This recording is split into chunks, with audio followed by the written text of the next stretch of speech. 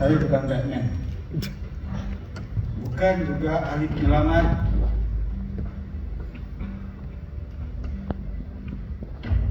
Saya sampaikan menjual mimpi-mimpi, impian dan harapan.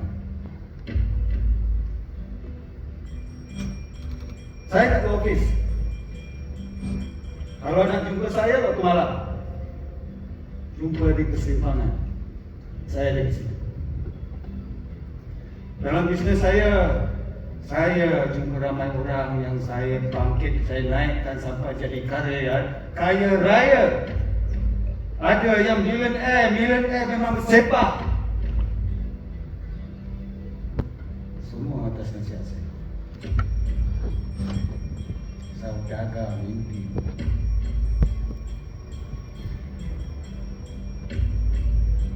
Apakah pilihan mimpi kamu? Semua dalam kantung. Aku akan nyatakan mimpi dan impian kamu. Anda mau dunia? Serahkan jiwa kamu.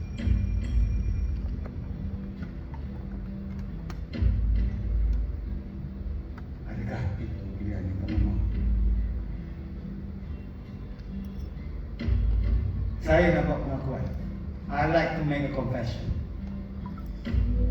Ya betul, saya banyak naikkan orang sampai kaya raya dengan tipu hela. Bila orang dah kaya, kebanyakan lupa diri. Tak ada kemanusiaan, kejam. Lupa dia orang start dari bawah. Tapi itulah tugasku. Menghasut. Tapi ada satu Muhammad. Susah sangat menghasut dia. Dari nama dia Muhammad MN sampai ke Datuk M Nasir, sampai ke Sudan, aku tak dapat menghasut dia. Susah sangat, kuat sangat jati diri dia. Sampai aku terhasut bila dengar lagu-lagu ni. Aku bercita dengan lagu-lagu. Jadi di sini pada hari ini aku buat pengakuan, aku dah berubah. Lagu-lagu baik-baik, lirik dan nasib banyak membantu aku.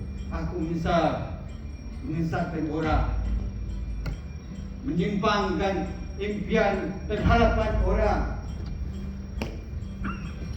Terima kasih Datuk M Nasir. Kerana lagu Sambil bukan sekadar hiburan, tetapi membuka lidah. Dan pada malam ini saya menjemput anda semua masuk ke kurusan alam Datuk M Nasir dengan magnum opus Datuk M Nasir. Silakan.